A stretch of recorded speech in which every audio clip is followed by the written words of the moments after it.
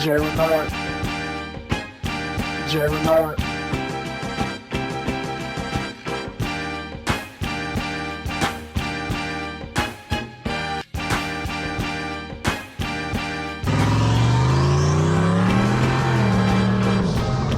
What's going on, my people, and welcome to the Sn95 Power Channel.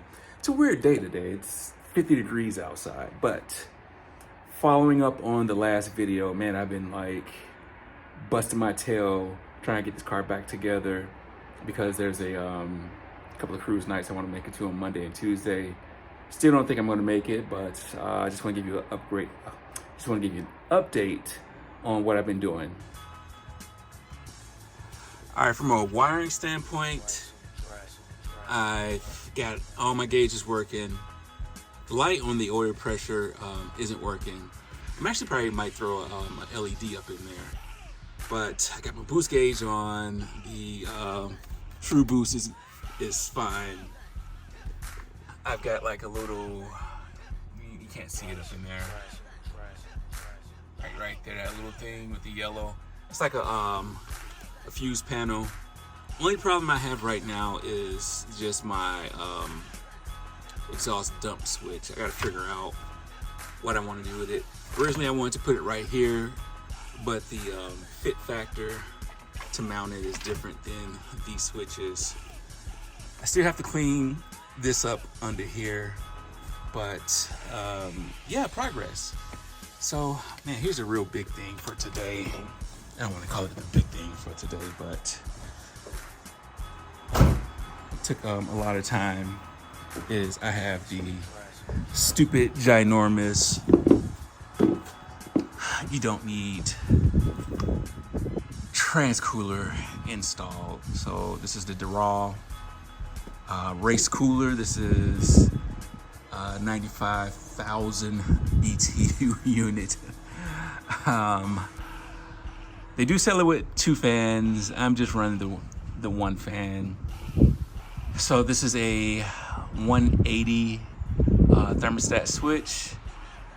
So you just run one of these wires to your fan. The other wire goes to a 12-volt source. So what I'm going to do real quick, I'm going to find a source and let this puppy blow. I'm going to see what kind of CFM it pulls.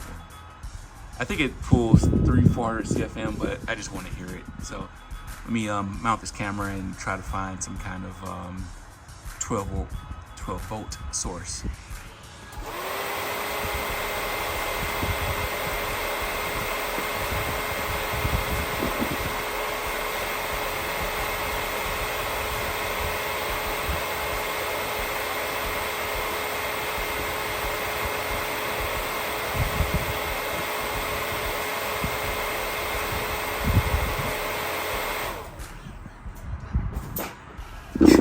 Yo, that little thing sounds great. I might wait before I put the bumper on and order another one of these joints. So, executive decision, I'm only going to use this 1 fan. I think the 1 fan with this massive heat exchanger will be enough with the 2 of these working in tandem to keep the transmission really below 212 degrees. I don't like it to go higher than that. You know, I do have extra, gosh, I have to remember, I do have extra clutches in the direct and forward assemblies. Don't quote me on that. It's been a long time since I built this. I do have a 3600 triple disc converter, so with the extra clutches, you know, that's more friction than your typical stock transmission. So every bit of cooling helps. I don't want to overcool it, but I don't think I have to worry about that because there is going to be virtually hardly any airflow outside of this fan once I put this front bumper on. All right, new day and another update. I just want to follow up with the bumper situation and the heat exchanger. Got the bumper on, man, it's a tight fit. Honestly, the bumper isn't fully seated, so that's kind of a problem. But everything else is coming along pretty smooth. I got all the AC components plugged in. Gosh, is there a special tool to lock in the AC components, those fittings. I had a hard time getting a couple of those things to snap together. I hope I got them, but you know, I have those retainers on them, so hopefully that'll be enough to keep that from popping off. But enough of me yapping. Let me show you what we've done. I got the wheels mounted. I got the stance. Probably, I don't think I'll have it this low for not daily driving, but driving. But this is probably a car show stance. So let's check it. Well, before we do that, you know, everybody likes to do those the big tension or the wheel, the new rims or wheels rebuild. So let me just tell you what I have. I have the Weld Venture. They're the poor man's S71s. These are a 20-inch wheel. I think there's a 20 by 9s in the front, 255/30/20s, and in the rear it's a 20 by 10.5, 285/30/20. Could have went a little bit bigger, but I wasn't sure because this is a S197 offset. So I ended up having to use a 12mm spacer. I do have to put the longer wheel studs on here because there's not enough engagement with the wheel spacer. So enough of me yapping and pulling your chain. Let's take a look at this wheel. All right, no fancy music or witty dialogue to go with this. I'm just still putting this car back together. I still have to touch up the paint more, but I do like the way the combination came out. You know, as far as wheel gap, you know, can't do the karate chop. It's about 2 fingers back there.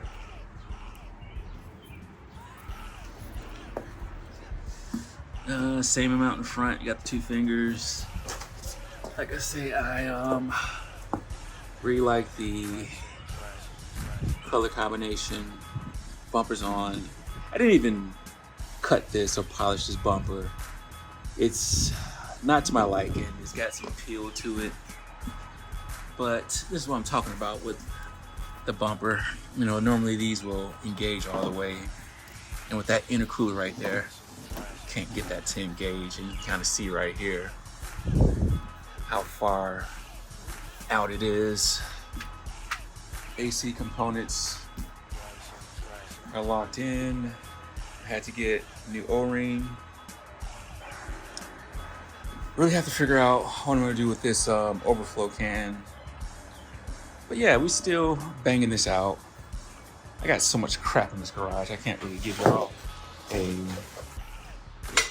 a deep shot. I guess this is it, of how the car looks. But yeah, this was my vision from the beginning. When I knew I was going to get these wheels, I wanted the black top, and I think that goes great with the wheels. I forgot who asked me in the comments. It's one of my regular supporters, but I am going back with the hood pins. I think those are Daystar, I forget the brand. But I will go back with that same stock hood with the GT500 heat exchanger. Actually, the hood, it's right there. Me and my nephew will probably try to get that on. Today is Thursday. Gosh, I don't even know what day it is. 16th, 17th, something around there. Ford Takeover is next weekend. Would like to get this car down there. I'm trying my hardest. Interior is still not fully together. I have the, like, don't give me a hard time about my mess. I gotta get the seat and the center console back up in there. Hey, so yeah, this was the vision. Last year was kind of different. I just had the black bootleg Celine spoiler, and the hood was red. The scoop was black, and the side marker, or not side marker, side mirror was red. So now we just went with the, y'all have to excuse me, I've been grinding like for 3 days straight on this car, trying to get it to a point where when the weekend comes, I can start it and I can drive it. So it's not much more I have to do. I have to get a vacuum block, distribution block. Let me think. I think everything is done for the car to start, outside of burping the system and of course putting coolant in it. Even without the hood, electrical. Oh, I do have a circuit breaker. I remember one of the earlier videos with the wire tuck, I was saying how I removed the fuse that I had for the alternator to the battery. And I was kind of going back and forth with it on putting the fuse back in there. And my man Larry Blackman, he commented about how from the factory that they do have a fusible link. So I just ordered another circuit breaker to go back up there. And man, so what y'all think? Like, I've busted my ass on this one. I'm not even gonna lie. Like, I repainted this car over the winter, wire tuck, resprayed the engine bay, cleaned up the dash, new accumulator, condenser, whatever you want to call it. So I'm just at the finish line of this, and I gotta say I'm pretty proud of myself on this one. I joke around with my my friend Greg, channel sponsor at Gears Auto Work, and I said, can you tell him I'm going to redo it all over again over the winter, because I want to get this thing flat as a board. Like, I'll be like 100 with y'all. Like, the waviness is kind of hard to pick it up on here. It's not flat enough for me. Like, right there's a good example. I want it perfectly flat. And I know the amount of hours I have to put in block sanding to do that, but I just want to do it just to see if I can do it, honestly. Like, that's the only reason why I would strip all this down, because it's not a perfect paint job. I still have to fix this. I goofed this up today. I had painted the tail lights and they were coming out great. And what ended up happening, this is the second time it's happened to me, is the wind blew the plastic on the piece that I was painting and it messed it up. And gosh, I'm pretty hard on myself. I don't really like how the trunk is. You can see it's really hard. I would actually have to take this off, which I didn't do this time, to really get up in here. But little stuff like that. Gosh, I really needed to remove the cell panels to really get this right. I know I'm being super hard on myself, but this is kind of how I wanted the car to look. And I think this is hot. Like, I ain't gonna front. Like, I know I'm not gonna have the best Sn95 out there, but to say I did all this in this little freaking garage is pretty awesome. So tell me what you guys think. Like, I'm not trying to have a big head with this, but hey, Nina, you want to say something? No. So tell me what you guys think. Like, it's far from perfect, but hey, I just hope that I can inspire some of you who are on the fence about some DIY projects to get out there and try it. Like, YouTube University is real, and I'll try to help as many of you as I can. If you want to email me or comment down below if you have questions on stuff. But